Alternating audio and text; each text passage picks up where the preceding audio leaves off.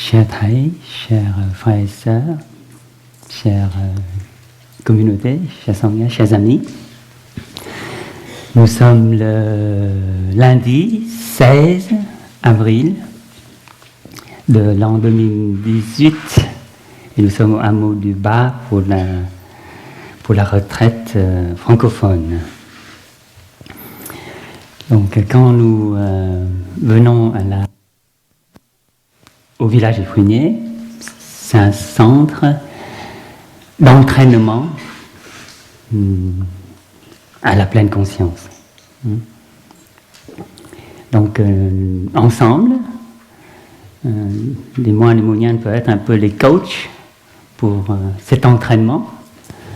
Et ensemble nous nous entraînons à la pleine conscience. Et il est pleine conscience, il est pleine conscience de quelque chose.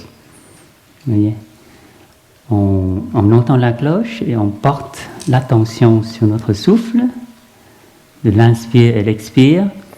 À ce moment-là, nous avons la pleine conscience de notre souffle. Et tout à l'heure, quand nous ferons la méditation marché, nous portons notre attention sur la plante de nos pieds, et donc nous avons la pleine conscience de chaque pas que nous faisons. Donc pleine conscience, c'est toujours pleine conscience de quelque chose. Quand nous lavons la vaisselle ou quand nous coupons les légumes, nous portons notre attention, c'est notre esprit sur cette action-là. Et donc, nous générons une certaine énergie de pleine conscience. Mais pourquoi on nous ressasse sans arrêt que au village Fruinier, c'est d'abord le souffle. Vous voyez, la pleine conscience du souffle. Parce que le souffle est toujours là. Des fois, si on coupe les légumes, mais on ne coupe pas les légumes toute la journée. Ou, par contre, on peut souvent dans la journée. Donc, le souffle et les pas sont des moyens vraiment très disponibles. Donc, c'est facile de revenir à ces moyens-là. Le souffle ou les pas. Mais, à chaque fois qu'on fait une action, et où nous mettons tout notre esprit là-dedans, c'est aussi de la pleine conscience, nous générons aussi l'énergie de la pleine conscience. Et donc nous revenons à notre souffle. Le souffle, c'est déjà, ça engage presque tout le corps déjà.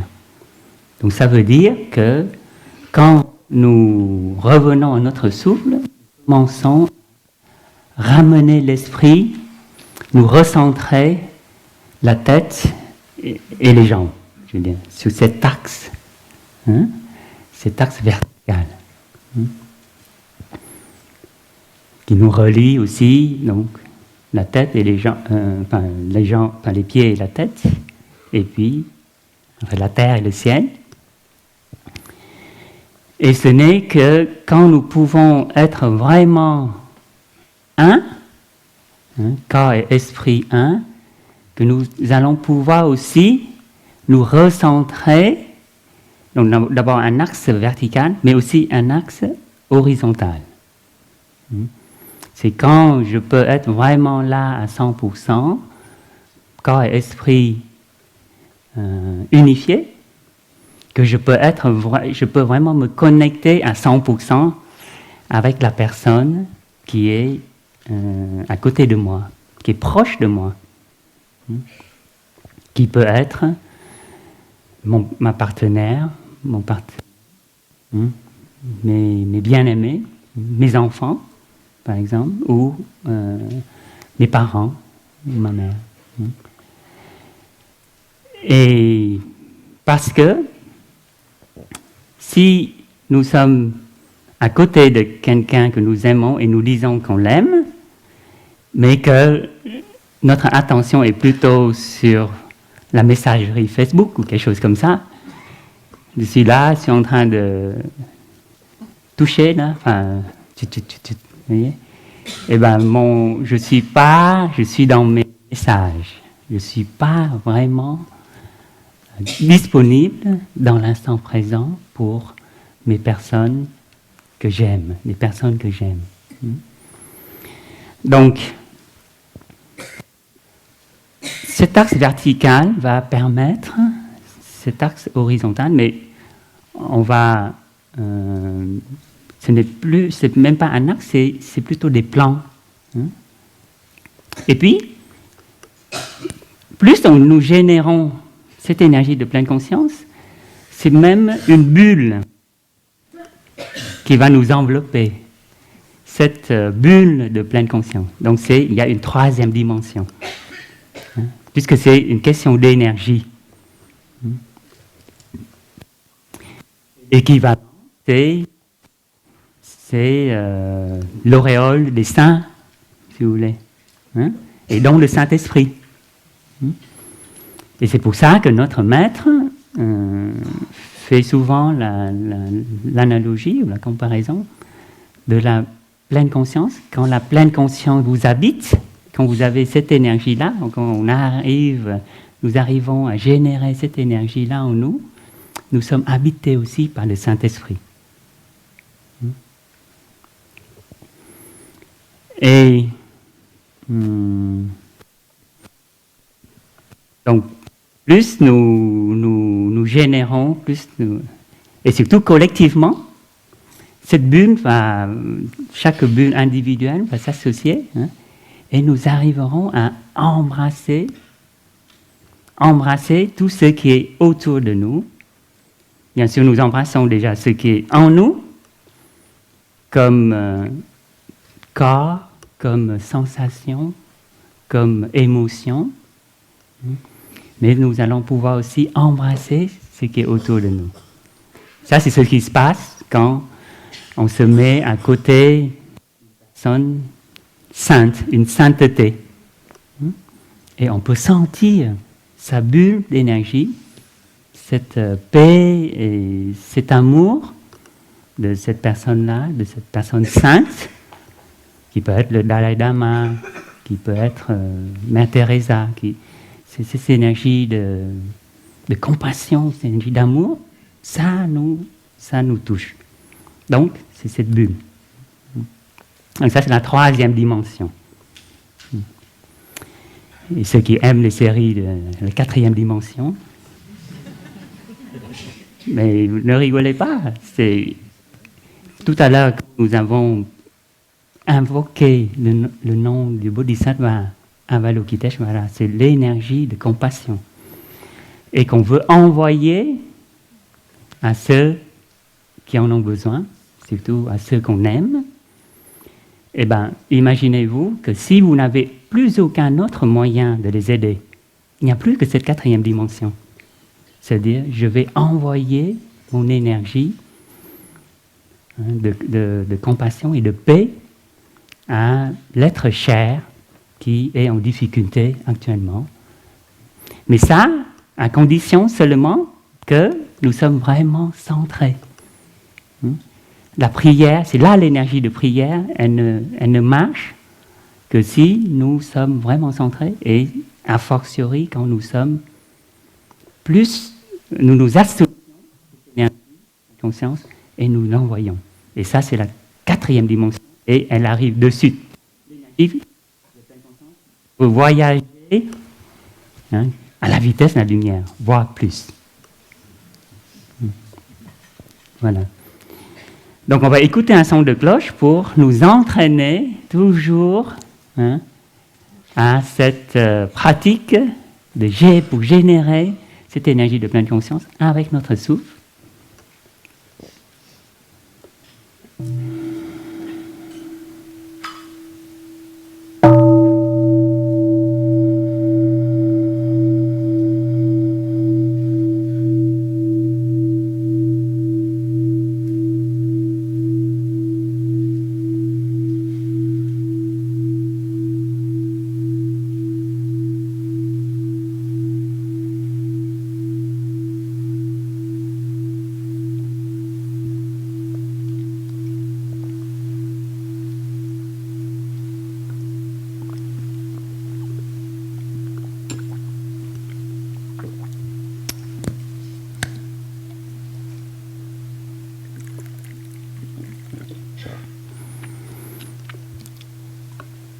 Donc maintenant qu'on a défini un peu ce que c'est la pleine conscience, c'est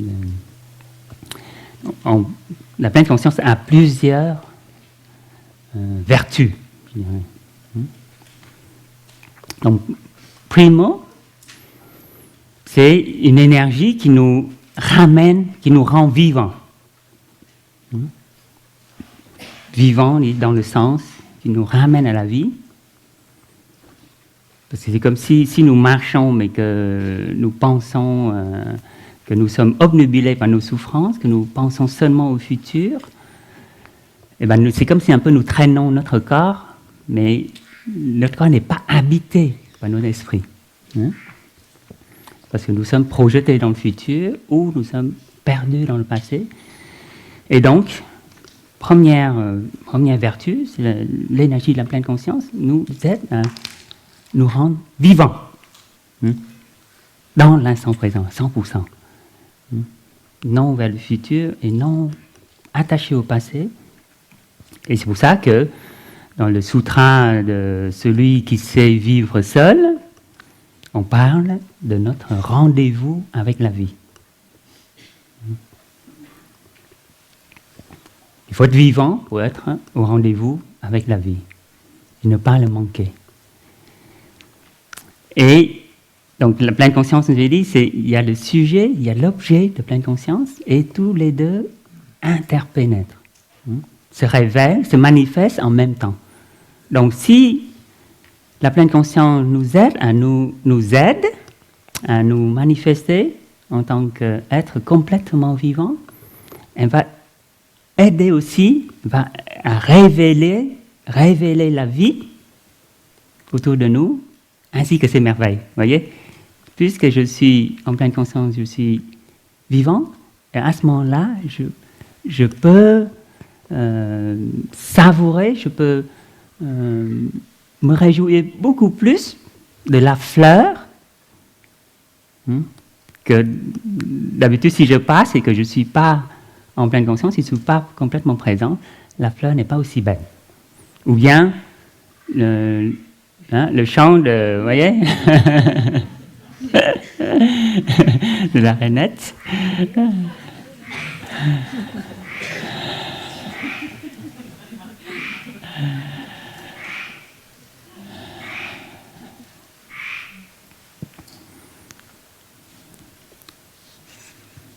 C'est le Bouddha.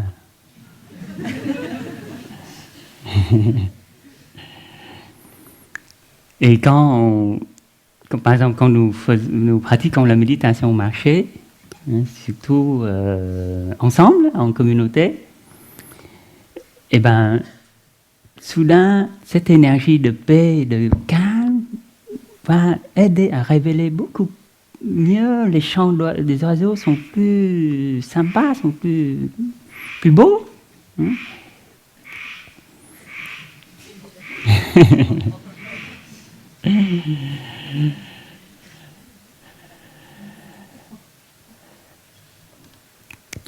Voilà, donc, deuxièmement, la pleine conscience révèle la vie et ses merveilles à nous. Et puis, la pleine conscience, c'est aussi un nutriment, ça nous nourrit. Et tout à l'heure, on a dit, si nous sommes à côté de notre bien-aimé et que nous sommes vraiment là, à 100% avec elle, nous pouvons lui dire, voilà, je suis vraiment là pour toi. Et j'offre ma présence pour toi. Et toute mon attention est dirigée vers mon être bien-aimé. Donc, je nourris mon amour pour elle. Vous voyez ? Donc ça, c'est la capacité, la vertu de la pleine conscience qui peut nourrir beaucoup de choses. Nous nourrit, nous, bien sûr, notre corps et notre mental, notre esprit, mais ça nourrit aussi, surtout, nos relations et surtout notre amour pour nos proches. Parce que si l'amour est comme toute chose, comme la fleur, si nous ne la nourrissons pas comme il faut, ben, il va se faner. La fleur va se faner. Et notre amour, si nous vivons tous les jours, dans la vie quotidienne, mais que nous ne faisons pas attention à notre bien-aimé, peut-être qu'un jour, il va s'en aller. Il va s'en aller. D'une façon ou d'une autre. Et là, on va se rendre compte. Donc,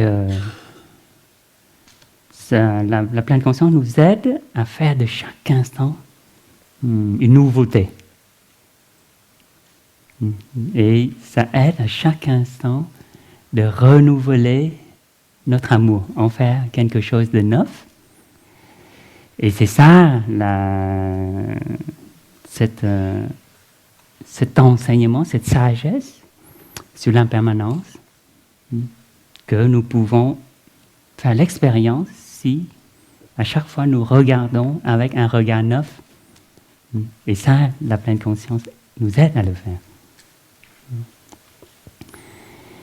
Et c'est ce que j'essaie de faire avec ma mère, qui va bientôt avoir 80 ans. Donc je sais que le temps compte et il faut que je me rappelle à chaque fois de ne pas trop me disputer avec elle. Vous voyez ? C'est pas facile, hein ? Mais je pratique comme pour chacun d'entre nous et je pense que ça s'arrange quand même. Ceux qui me connaissent, ça fait plusieurs fois que... Mais je vous assure, je fais de petits progrès. Et la pleine conscience permet aussi de guérir. Non seulement nourrir, mais guérir. Vous voyez ? Guérir, bien sûr, en nous, ce qui est développé actuellement, c'est exponentiel. Vous entendez parler de la mindfulness, de Christophe André, de John Kabat-Zinn. C'est une croissance exponentielle de l'application de la pleine conscience dans la médecine. Et d'ailleurs, méditation, il y a la même racine que médecine. Et a fortiori, la méditation de pleine conscience va pouvoir, puisqu'on va s'occuper, puisqu'on dirige notre attention sur les parties du corps qui sont douloureux, qui sont tendues, et quand vous pratiquez la relaxation, on amène la détente, la relaxation à cette partie du corps, et ça nous permet de détendre. Et la détente, bien sûr, est un élément essentiel à la guérison.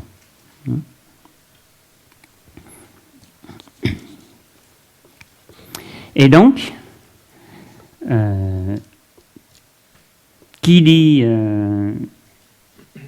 pleine conscience, en fait, depuis tout à l'heure, on parle de pleine conscience, mais ici, c'est un entraînement à la pleine conscience.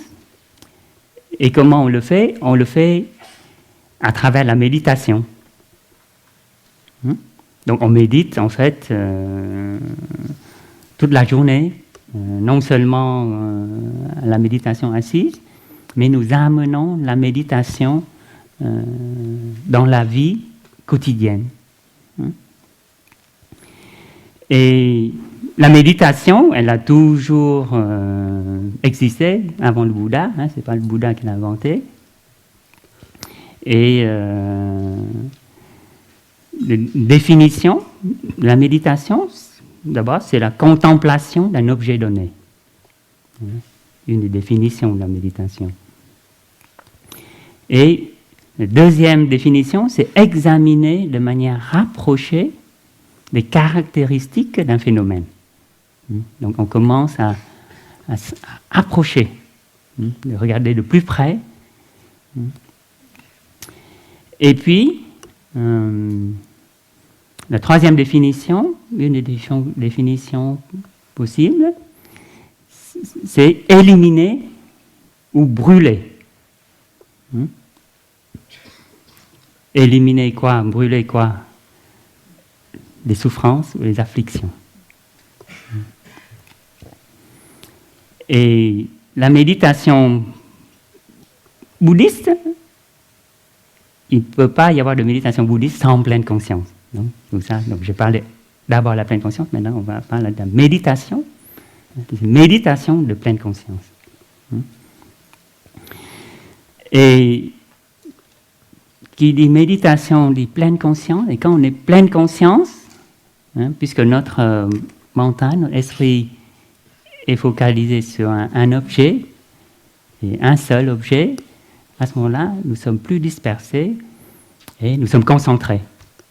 C'est comme une loupe, nous focalisons sur un objet, sur une feuille morte, et puis la loupe va focaliser la chaleur du soleil et aider à brûler.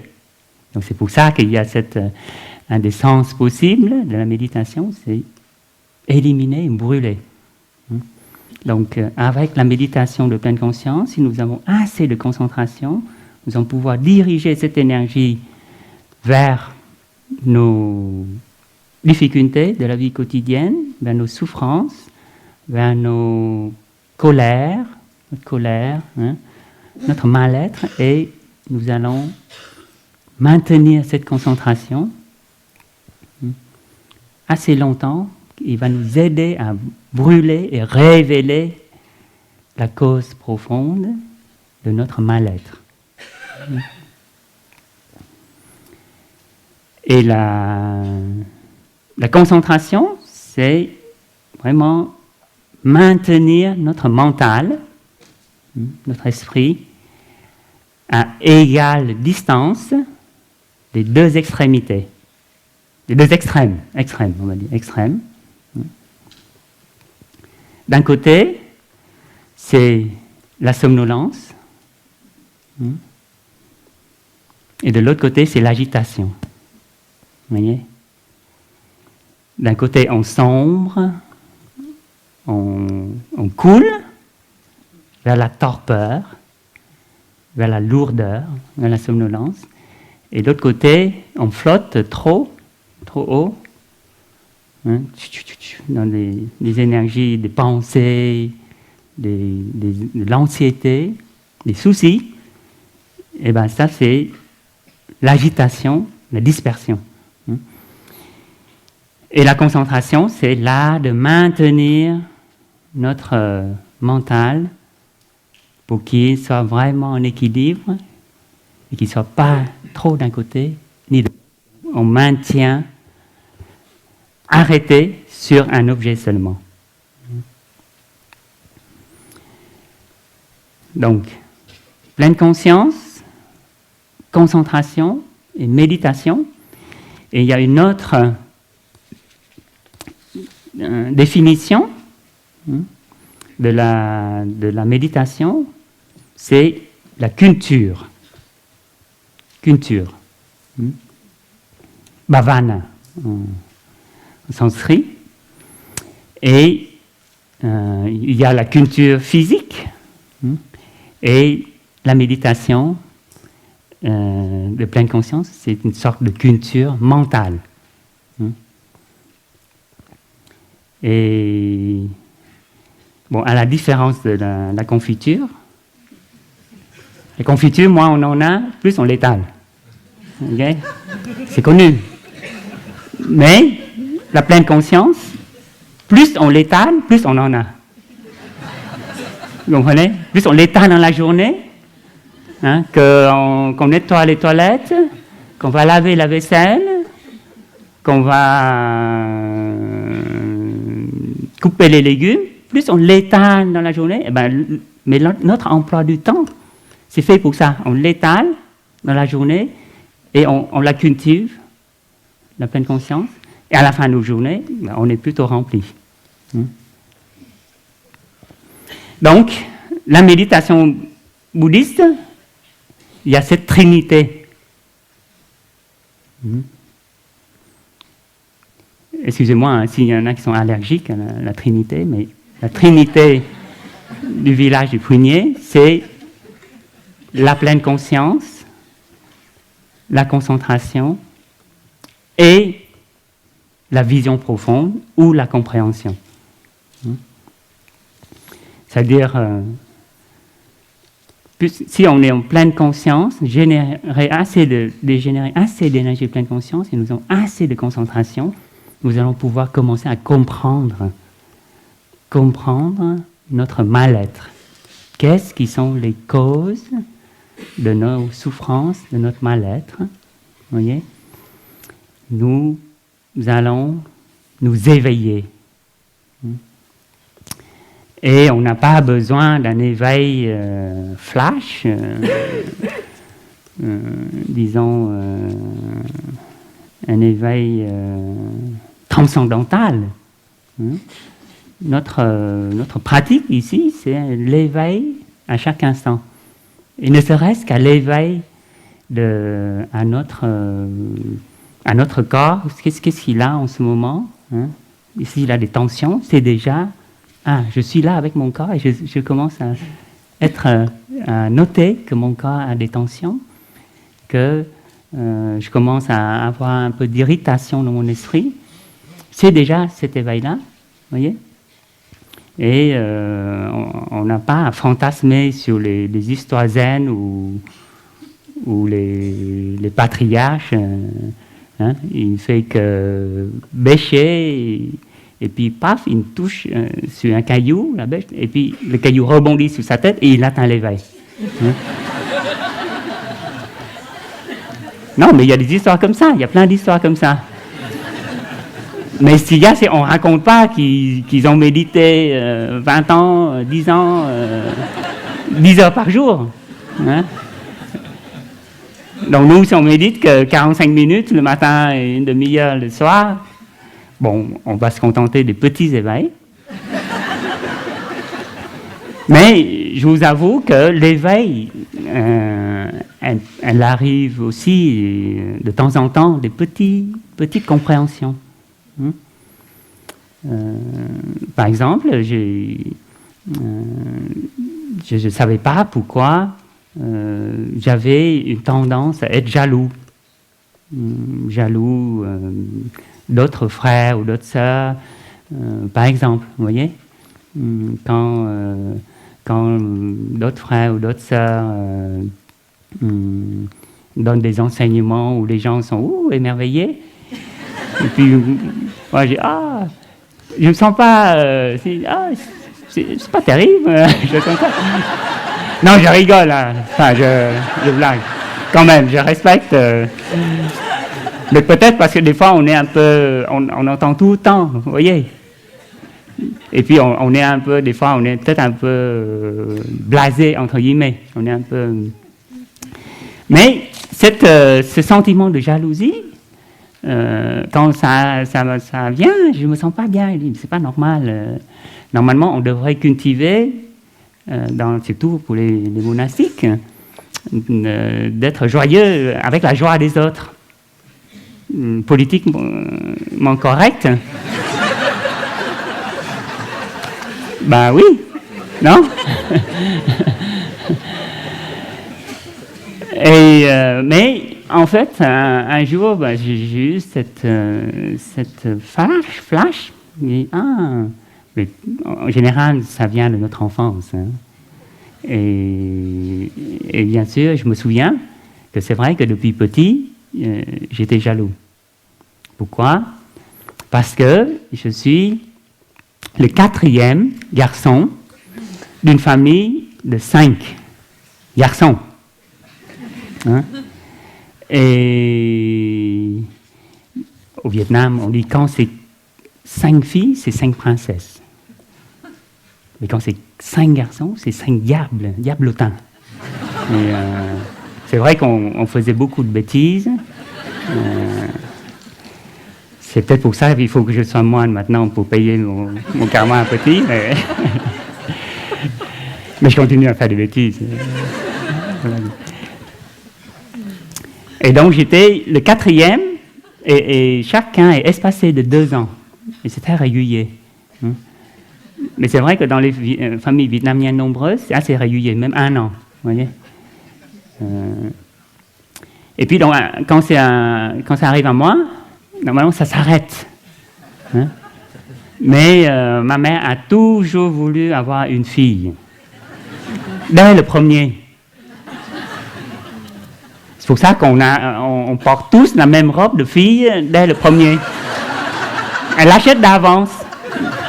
Mais à son époque, il n'y avait pas d'échographie. Quand je regarde les photos de famille, c'est rigolo. On a tous la même robe. En forme d'oiseau, il y a une queue d'oiseau, vous voyez, une robe de fille très mignonne. Et donc, arrivé à moi, normalement, ça devait s'arrêter. Donc, j'étais le chouchou pendant 4 ans. Le dernier, vraiment, mon père voulait s'arrêter, mais ma mère, elle veut un dernier. Vous voyez? Et donc, est arrivé mon dernier frère, qui est espacé de 4 ans de moi. Et ben, il a pris toute l'attention de ma mère. Vous voyez? Et là, j'ai compris. Ouais, j'ai essayé de pleurnicher et tout ça, mais elle s'en foutait. C'est fini. Ce n'est plus le rôle du petit dernier. C'est vrai, dans la famille vietnamienne, le petit dernier, il est très chouchouté. Voilà, donc j'ai compris d'où vient ma jalousie.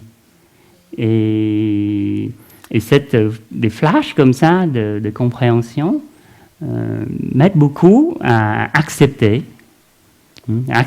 cette jalousie d'enfance et ne pas se culpabiliser ou ne pas se faire de mal, quoi. Donc une fois accepté, ok, mais vous voyez, c'est en vivant en communauté que ça aide à beaucoup plus transformer. Facile, c'est plus facile. Donc maintenant, je peux dire que je suis beaucoup moins jaloux. Et quand je développe une vraie fraternité avec mes frères et sœurs dans la Sangha, et ben, quand ils donnent un enseignement super, et ben, je suis content pour notre communauté et pour notre maître. Et bien sûr, je suis fier d'avoir une frère ou une sœur qui continue notre maître comme ça. Oui.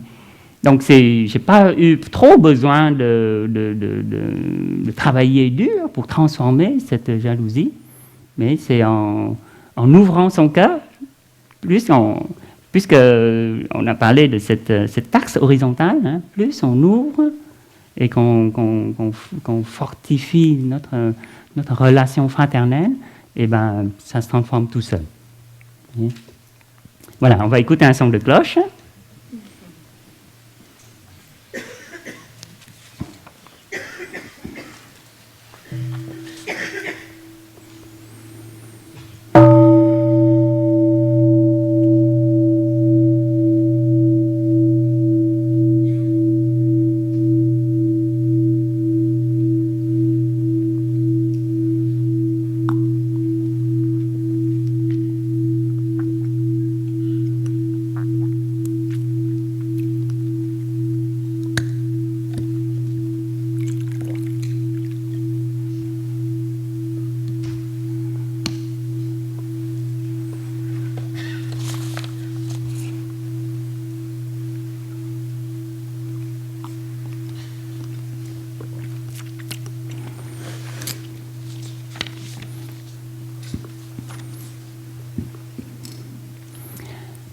Donc cet entraînement à la pleine conscience, cette culture de la mentale de la pleine conscience, c'est, comme je vous dis, c'est non un entraînement, c'est une répétition, parce qu'on répète à chaque fois, on s'entraîne.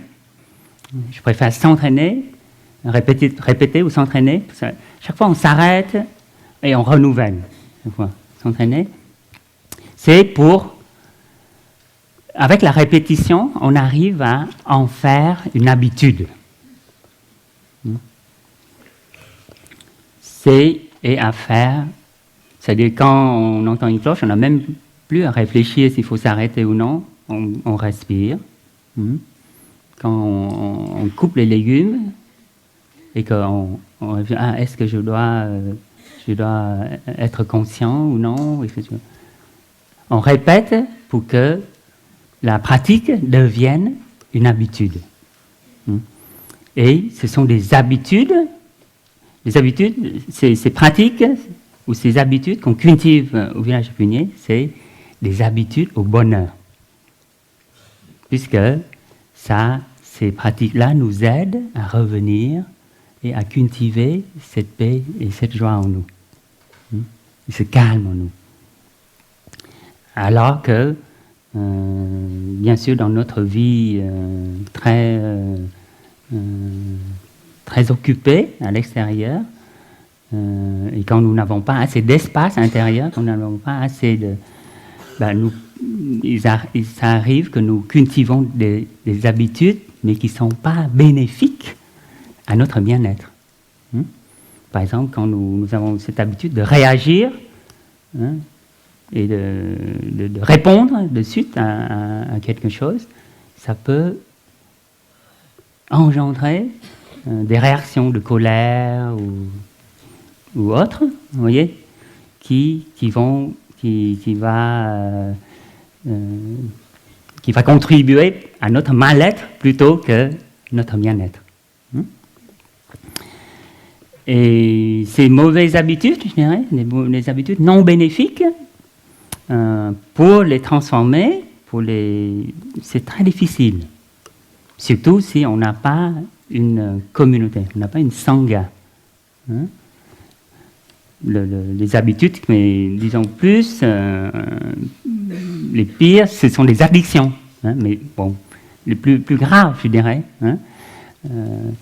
Donc,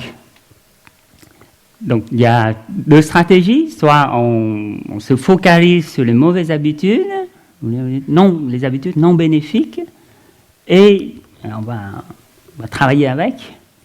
Ou alors, on les laisse là, ceux qui sont là, mais on va cultiver de bonnes habitudes. Et puis, si on cultive les bonnes habitudes, les bonnes habitudes vont prendre petit à petit la place, vont prendre plus de place et ne permettent pas aux mauvaises habitudes de croître. Donc tout l'art, c'est de cultiver des bonnes habitudes et en faire des habitudes, donc, vous voyez. C'est-à-dire, habitude ici, c'est quand on y porte plus attention, on en est plus conscient, et puis on le fait de manière subconsciente. On les met dans notre subconscient, vous voyez. Alors que les mauvaises habitudes, c'est ancré dans notre subconscient, il faut pouvoir les sortir. Chaque fois que ça vient, il faut, avec notre pleine conscience, tout de suite l'éclairer. Donc, le faire sortir du subconscient pour pouvoir travailler avec, la transformer. Alors que les bonnes habitudes, c'est avec la répétition, avec l'entraînement, on va les mettre dans le subconscient. Et à ce moment-là, la pratique devient beaucoup plus facile.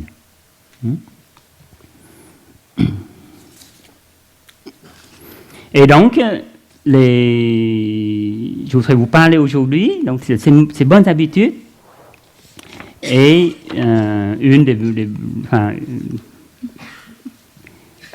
il y a plusieurs façons de cultiver les bonnes habitudes. Et les 6 paramitas, les 6 paramitas sont des pratiques qui nous aident à cultiver ces bonnes habitudes.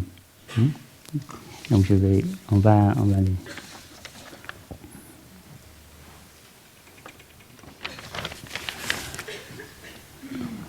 Donc les habitudes au bonheur. Habitude, il y a la racine. On va mettre habitude au bonheur.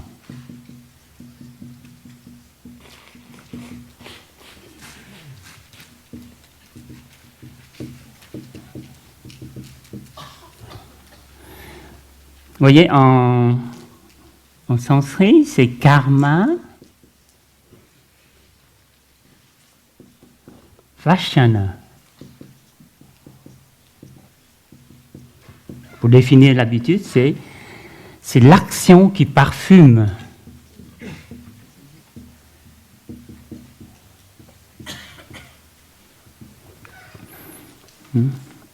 Donc vraiment, c'est cette notion de parfum qui vous imprègne.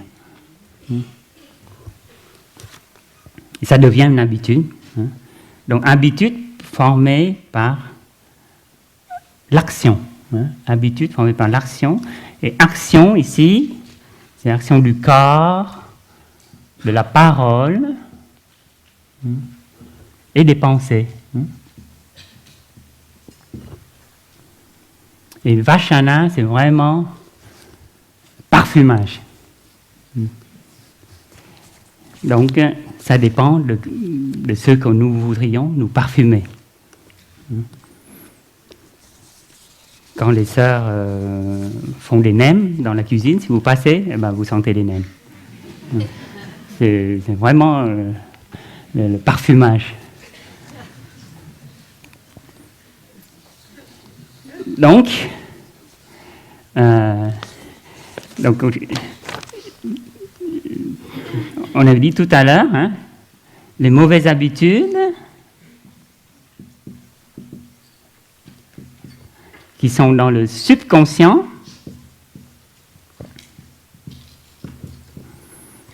on va les éclairer à la conscience mentale.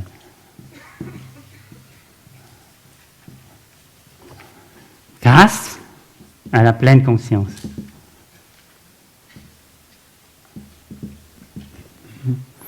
Et les bonnes habitudes,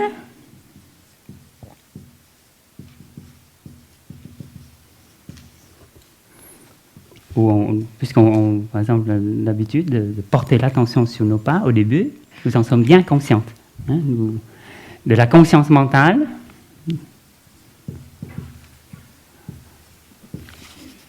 avec l'entraînement et la répétition,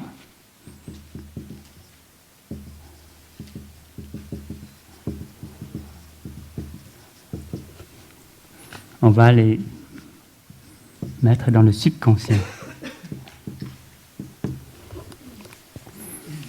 Vous voyez.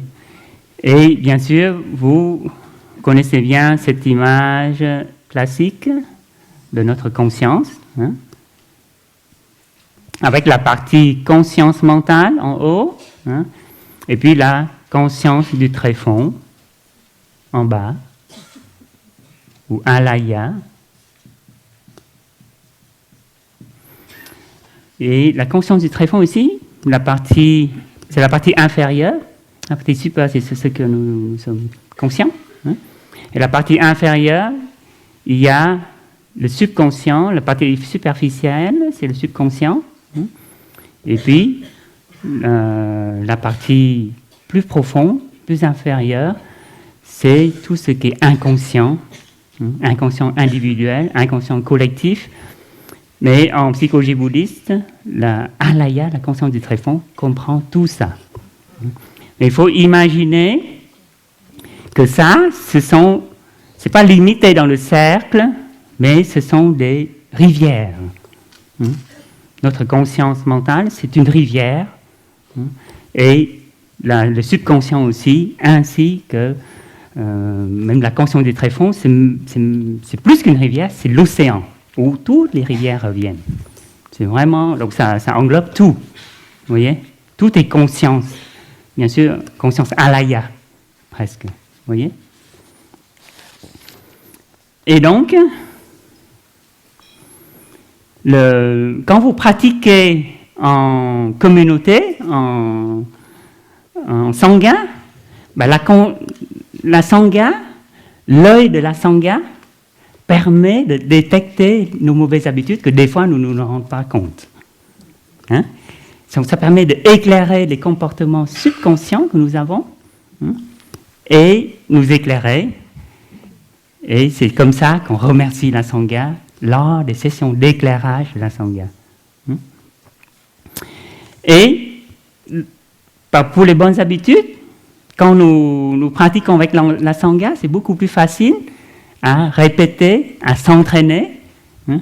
Et donc, l'entraînement collectif aide à cette répétition pour que la pratique devienne quelque chose de naturel, subconscient. Nous n'avons même pas à réfléchir quand nous pratiquons. Vous voyez? Donc c'est là l'art de la pratique en Sangha, à condition que nous ouvrons notre cœur, à condition que nous nous relâchons et nous laissons l'énergie de la Sangha nous embrasser. Et donc, tout à l'heure, j'avais parlé... bon, je vais peut-être effacer ça.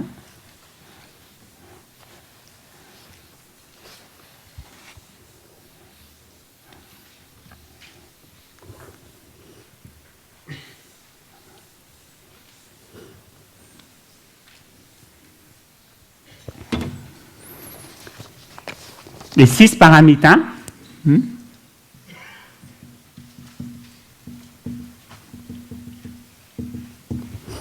Et déjà, on en a déjà parlé 3. Vous voyez? Donc la première, c'est Dhyana Paramita, c'est la méditation.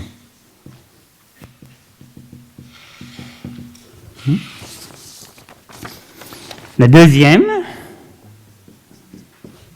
c'est Shila Paramita.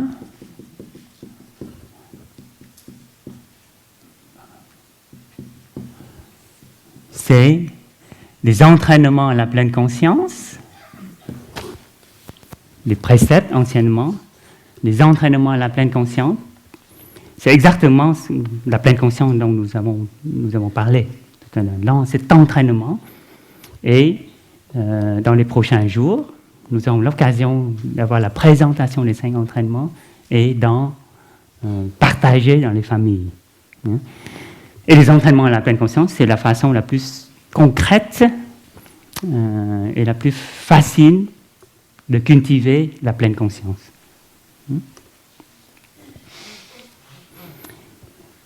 Et la troisième paramita, c'est la prajna paramita, ou la sagesse, ou la compréhension, ou vision profonde, qui nous permettent d'aller éclairer des causes de notre mal-être, les causes de nos souffrances. Et donc, cette trinité, dans les 6 paramitas, c'est vraiment le cœur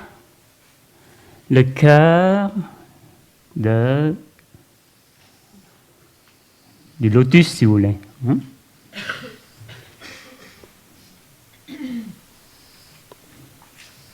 Ici, nous avons la compréhension.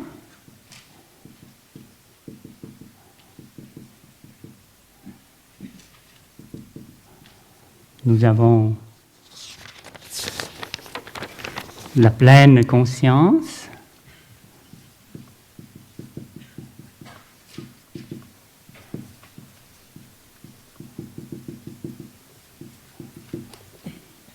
Et la méditation.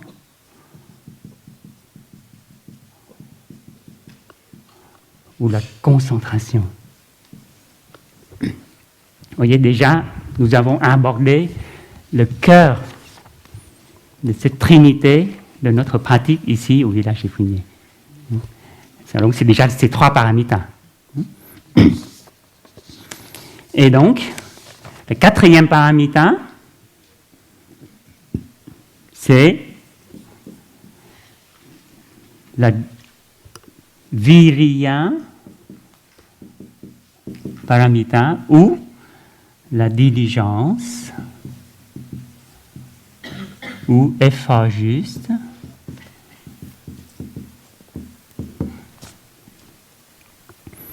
Et c'est là où on a besoin de ce schéma, c'est-à-dire l'effort juste. Il y a la diligence, il y a 4 pratiques, pour le comprendre du point de vue de la conscience du tréfonds et de la conscience mentale.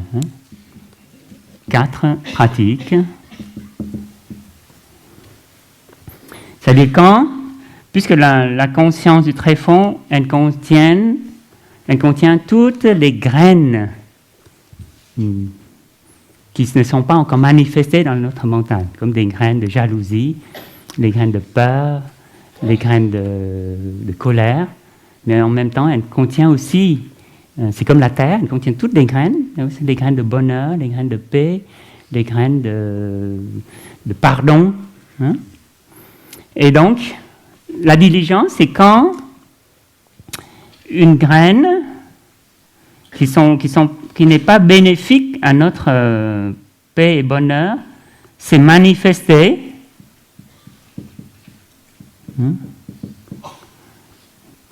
comme une boule piquante dans notre conscience mentale. Vous voyez, quand c'est sous forme de graines et quand on l'arrose, par exemple la colère, avec une parole déplacée ou avec... elle va se manifester, puisqu'elle est arrosée, en formation mentale. Il y a une graine quand c'est en bas, et quand ça se manifeste, c'est une formation mentale. Formation parce qu'elle est faite d'éléments qui viennent d'ailleurs, comme là, cet arrosage, par la parole. Donc, quand une formation mentale s'est déjà manifestée, il faut savoir s'arrêter, pratiquer l'arrêt, revenir à sa respiration. J'inspire, je sais que la colère est déjà montée, et là, j'expire, je suis avec. Je souris à ma colère avec beaucoup de tendresse et je l'embrasse. Et avec l'entraînement, avec beaucoup de tendresse, je l'invite à revenir à l'état de graine. Okay? Et c'est comme ça, à l'entraînement, à chaque fois qu'elle se manifeste et qu'on s'entraîne à être avec, à l'embrasser et l'inviter à revenir à l'état de graine, de moins en moins, elle va se manifester. Et puis, si la graine de colère ne s'est pas encore manifestée, il ne faut pas l'arroser. Il ne faut pas l'aider à se manifester. Donc, c'est pour ça qu'il faut se mettre dans un environnement, par exemple, là, ici, l'environnement bienveillant, et ben, nos graines de colère ne sont pas arrosées. De l'autre côté, si la graine de paix, la graine de joie, ne s'est pas encore manifestée, on va pratiquer pour l'arroser, pour l'aider à se manifester dans le mental. Et c'est ça qui va nous procurer, qui va nous nourrir. Et aussi, la pratique en Sangha, quand vous venez ici et que vous êtes entouré de nos petites sœurs vietnamiennes qui rigolent tout le temps, même si vous ne comprenez pas ce qu'elles disent, mais la joie est communicative. Et donc, on peut rigoler avec elles, et ben ça aide notre graine de joie à se manifester. Et aussi, quand on est ici, nous sommes invités à sourire, à offrir notre sourire, et ben ça nous nourrit, et ça nourrit la graine de joie en nous aussi. Et si la graine de joie est déjà manifestée, ben, il faut la garder. C'est comme un invité qui est très cher, que nous aimons beaucoup. Il faut l'inviter à rester, à dîner avec nous. Et donc, je continue à respirer et j'essaie de la maintenir le plus longtemps possible. Et plus on maintient à l'état de manifester, l'état de fleur ici, plus on renforce la graine en dessous. les racines de la graine. Et donc, plus on renforce à chaque fois, tac, il suffit de la titiller un peu, paf, elle se manifeste de suite. À notre intérêt. Voilà la diligence. Et puis, bien sûr, pourquoi on dit l'effort juste, puisque la joie de la pratique, et surtout la joie de la pratique en sangha, c'est beaucoup plus facile. Quand on pratique la méditation marchée en sangha, nos pas sont presque portés par le groupe. Est-ce que vous l'avez remarqué? Et donc, quand on arrive à goûter ou à expérimenter cette joie de la pratique, cette paix dans la pratique, c'est tout collectif, et ben ça nous encourage à continuer et à maintenir, à venir à la méditation assise avec tout le monde et aussi à la méditation marchée avec tout le monde, sans avoir besoin de « Ah, il est 5 heures, il faut que je me réveille », tout ça. Chez vous, tout seul, c'est difficile. Chez nous, tout seul, c'est difficile. Voyez? Et puis, le 5e paramita. Oui, j'ai oublié, paramita, c'est les moyens, c'est ce qui nous aide à passer à l'autre rive. De la rive du mal-être, de la souffrance, et passer à l'autre rive du bien-être, de la liberté, de la paix et du bonheur, quoi. Vous voyez, paramita, c'est nous aide à passer à l'autre rive. Et ne pas couler dans nos souffrances. Enfin, se noyer. Si puisque c'est l'image de la rivière, si on nage, si on n'a pas des bouées comme ces paramitas, des fois, si la souffrance est trop forte, on est trop lourd et paf, on peut se noyer. Et le 5e paramita, c'est la patience. Shanti paramita, ou la patience.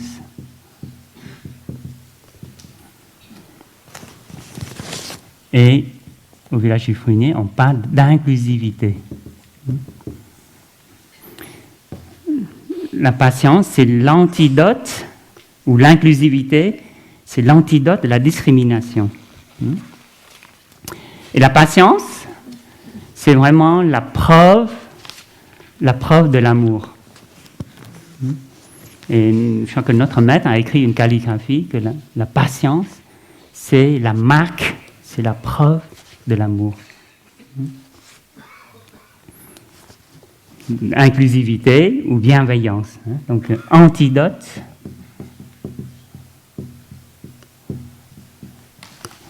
Donc, cultiver la patience pour aimer plus. Et bien sûr, tout dans la pratique s'applique à nous-mêmes, d'abord, n'est-ce pas? La patience ou l'inclusivité, c'est-à-dire qu'on accepte nos propres difficultés, nos propres parts d'ombre, nos propres défauts, comme tout à l'heure, j'avais parlé de ma graine de jalousie. On l'accepte, on l'embrasse, et on pratique avec beaucoup de bienveillance, et on lui donne assez de temps et d'espace à nous-mêmes. Parce que il faut avoir la foi dans la pratique. Mais si on dit, on vient depuis des années au village des Fruiniers, mais on n'arrive pas à se transformer nos défauts, nos mauvaises habitudes.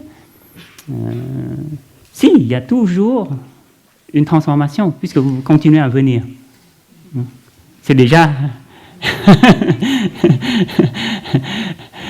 Et donc, faut être patient avec soi-même. Et quand on est patient avec soi-même, ça nous aide à être patient avec les autres. Et ça, j'ai remarqué que quand je commence à pouvoir être patient avec moi-même, je pourrais être patient avec ma maman. Parce que maman est en moi. Je sais que ce qu'elle a, je les ai. C'est pour ça que j'ai du mal avec elle.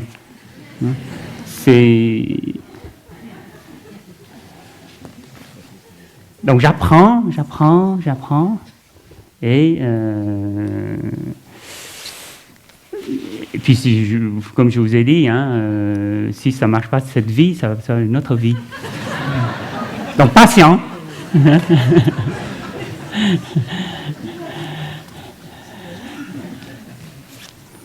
Mais ma mère va avoir 80 ans. J'espère quand même transformer avant.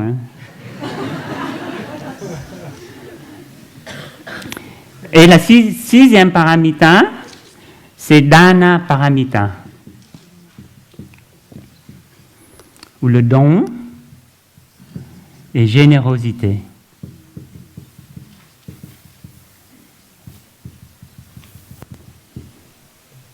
Et c'est l'antidote à l'égocentrisme et individualisme.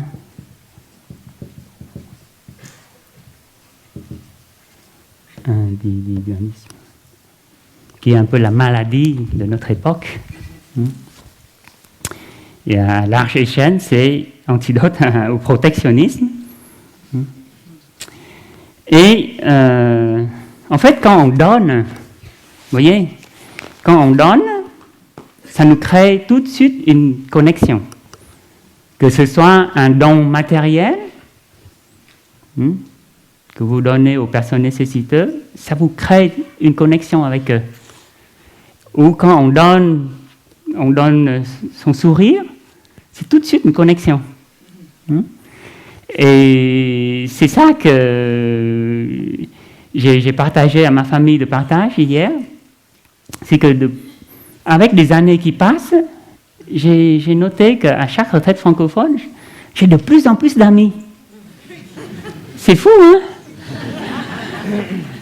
C'est comme si je connais au moins un tiers. Et toutes ces connexions, toute cette relation fraternelle et amicale, ça me donne beaucoup de joie. Vous voyez? Et les études sociologiques prouvent que plus on a de connexions sociales, plus on est heureux. Puisque c'est l'antidote aussi à l'isolation et la solitude. Et c'est un peu, nous sommes comme un conduit, comme un tuyau. Plus on donne, plus le flux va rentrer. Donc c'est clair que plus je souris, plus je recevrai le sourire. Et quand je souris, je me donne déjà beaucoup de détente et de joie. Vous voyez? Un don de sourire, de parole, et le don de temps. Don de temps aussi. Qui est-ce qui croit que le temps, c'est de l'argent? Est-ce qu'il y a quelqu'un qui y croit à cet adage? Non? Personne n'y croit? Ah, il y a quelques-uns quand même. Mais c'est vrai que, heureusement, on est en France, parce que les Américains, bien sûr que eux, c'est le temps, c'est l'argent. Et il y a une étude récente qui dit que le temps, c'est de l'argent, mais y croire, ça va nuire à notre santé. Est-ce que vous y croyez? Non, vous croyez que le croire, si on croit que le temps c'est l'argent, et que on essaie d'optimiser tout dans notre vie, pour produire, et ça va nuire à notre santé. Parce qu'ils ont fait cette étude, ils font deux groupes, un groupe qui prend le temps, comme nous, les frères au village du Fouigné, on prend le temps de boire du thé, de s'asseoir le matin, hein, avant d'aller à la méditation. Et puis après la méditation, on s'assoit aussi pour boire le thé. Et on prend le temps de marcher. Hein, on ne court pas. Hein, parce qu'on ne sera pas payé plus si on court.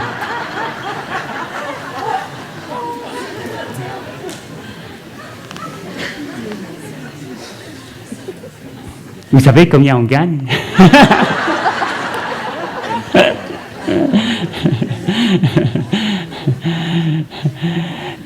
On gagne beaucoup, mais en affection et vous voyez, en amitié, en fraternité.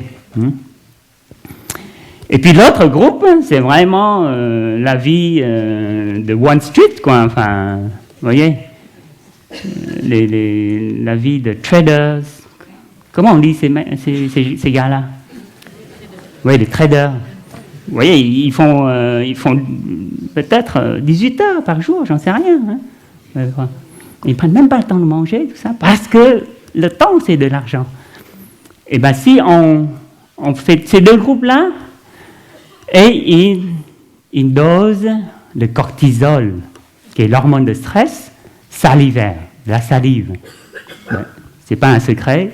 Dans le groupe qui croit que le temps, c'est de l'argent, ils sont beaucoup plus stressés, c'est normal. Et puis le stress, bien sûr, c'est synonyme de maladie. Hein?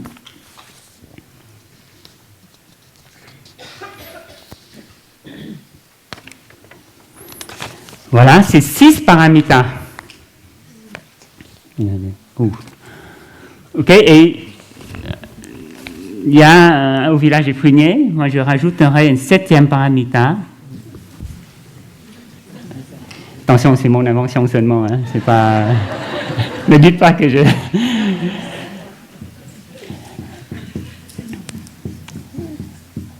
C'est la Sangha Paramita. C'est une habitude à cultiver la pratique avec la Sangha, à trouver de bons amis ou à former une Sangha pour pouvoir pratiquer. Vous voyez? Parce que dans le Sutra du bonheur, hein, il y a une phrase, c'est le plus grand des bonheurs, c'est vivre en compagnie des sages. Des amis sages. Et c'est l'antidote à la solitude, on a dit, à l'isolation. Et la communauté, c'est la connexion sociale, c'est la connexion communautaire, la convivialité, la Sangha, hein, c'est la convivialité. Convivialité égale prévention maladie.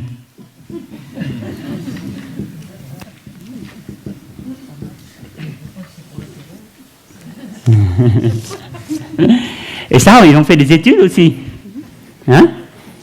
Grâce au groupe, par exemple, italien, qui était en Italie, donc ils vont émigrer aux États-Unis, et il y a 2 groupes. Un groupe qui s'intègre complètement dans la vie américaine, donc qui mange à l'américaine, les hamburgers, tout ça. Et puis, le groupe aussi qui, pareil, la même intégration du point de vue habitude alimentaire, mais d'un côté, ils gardent les traditions de faire des repas de fête, de se retrouver, de garder cette notion de grande famille, hein, des réunions de famille, des réunions de voisins, hein, dans le quartier italien, par exemple. Et ben voilà, dans le groupe, ils ont la même alimentation, et ben dans le groupe où ils ont la convivialité, ils sont beaucoup moins malades. Vous voyez? Donc, au village des Fouigné, nous avons cette prévention. Hein? On n'a pas... Bon, déjà, on mange végétalien, hein? Mais même, vous voyez, on a déjà On a beaucoup de cette détente, et de cette convivence, hein, c'est de vivre ensemble, s'accepter et cultiver ensemble.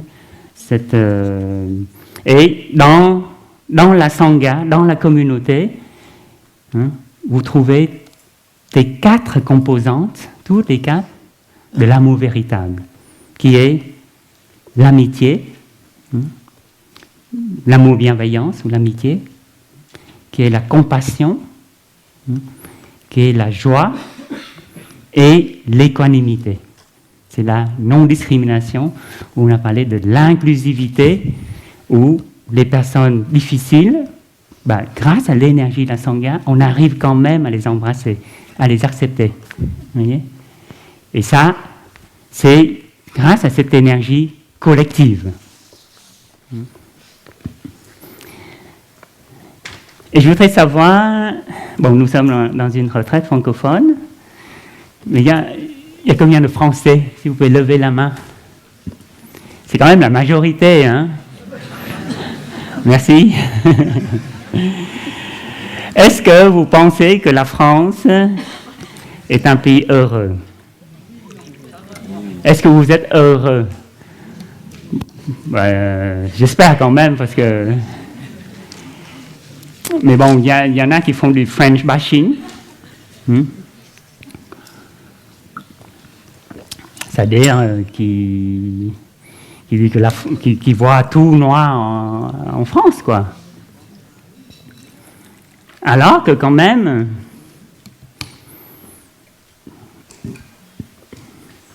la France est un beau pays. Non ?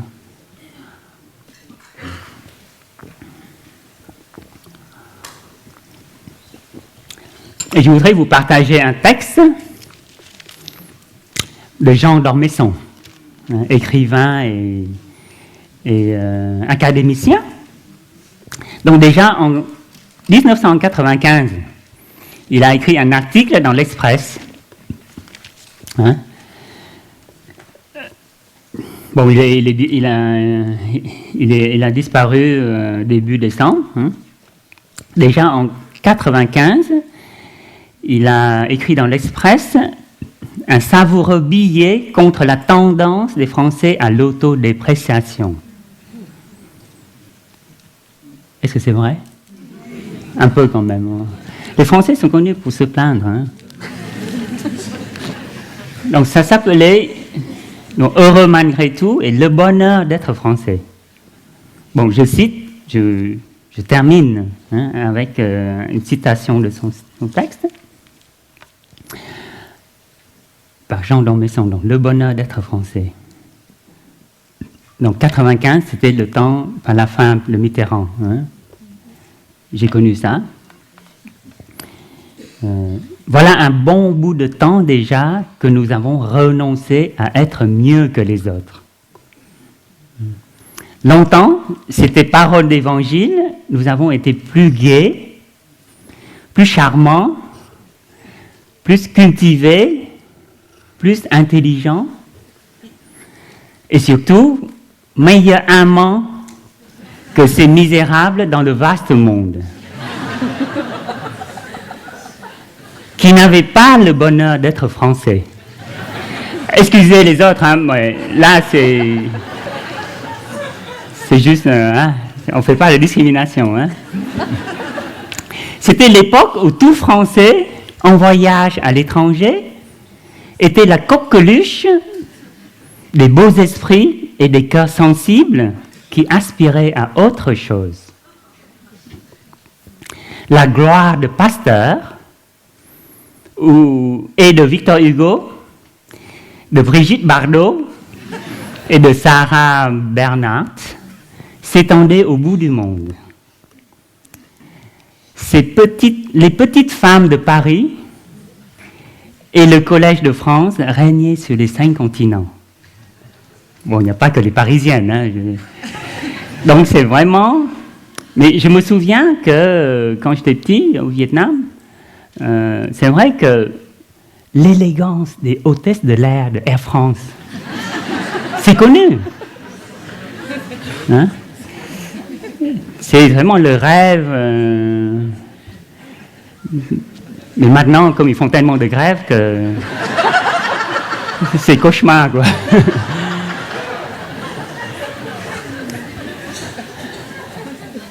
Et maintenant, c'est fini. Notre satisfaction, un peu bénette, s'est inversée en morosité. Du coup, bon, je passe, du coup, nous sommes devenus grognons.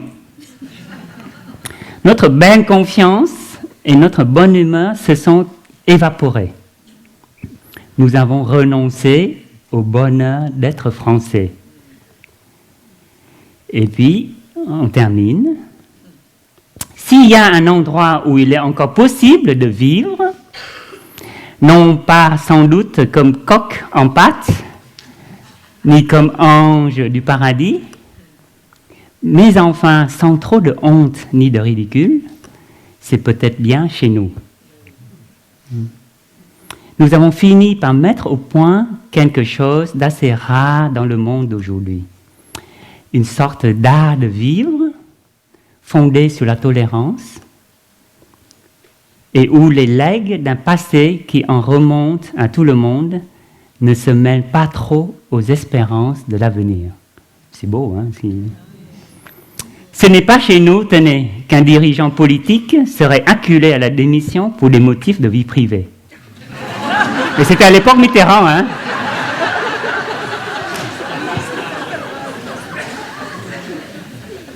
Mais jusqu'à présent, c'est vrai, il n'y en a aucun qui a démissionné. Hein? Même à la dernière présidentielle. Hein? Un détail, peut-être, mais qui donne une idée du bonheur de vivre en France.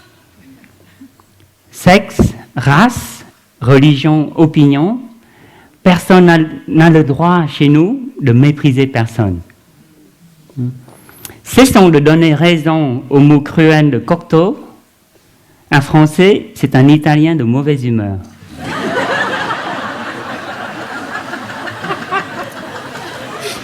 Et c'est pas moi qui dis, attention, je continue à le dire. Hein. Répétons-nous plutôt, en tâchant toujours d'aider la divine providence, qui en a souvent besoin, un vieux dicton allemand qui n'a pas trop perdu, malgré tant de malheurs, de son actualité. Heureux comme Dieu en France. Et puis, ça me rappelle, à l'époque de Mitterrand, quand il a eu la visite de Gorbatchev. Hein? Et Gorbatchev et un journaliste lui a demandé « Qu'est-ce que vous pensez de la France ?» Et vous vous souvenez de ce qu'il a répondu? La France, c'est la dacha de Dieu. La dacha, c'est vraiment une maison secondaire de villégiature de la nomenclatura communiste à cette époque. Et il a dit, la France, c'est la dacha de Dieu. Voyez? Et donc, quand nous pratiquons ensemble, en Sangha au village du Prunier, nous aidons tous, nous contribuons tous avec le village du Prunier à contribuer à ce bonheur en France. Je vous remercie.